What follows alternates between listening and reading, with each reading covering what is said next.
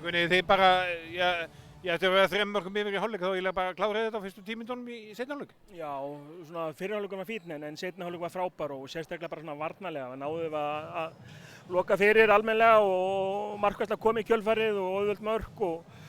já, bara frábær leikur, seinni hálfleikur frábær og fyrri hálfleikur líka í góðum málum. Já, en svona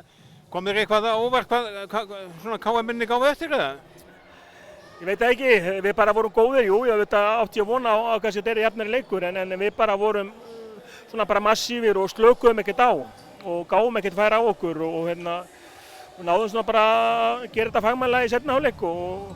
og sama þessi komin að bekknum líka lögðum mikið í púkið og breytin var góð og löndum góður í sigri. Það skiptir miklu máli að menn svona sem að kom inn á jafnvel í miklu mun að þeir gefi sér alla í þetta. Já, við vorum með hérna í lokin þriðaflokkinn einhverja fyrra og við höldum jöfnum við áfram og það er líka bara mikið þessi strákar hafa fengið bara mikinn tíma í vetur hjá okkur og ekki bara í lok leiki heldur líka bara í fyrra hálfleik og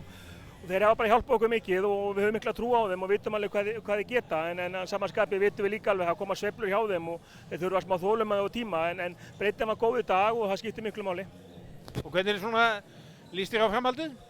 Bara vel, við þurfum bara að halda áfram að vinna okkur málum, við erum hérna ennþá alveg nóg inni en við erum bara svona lið sem getur unnið alla og tapa fyrir öllum og við þurfum bara að vera á tánum núna og halda áfram að bæta okkur og safna stigum.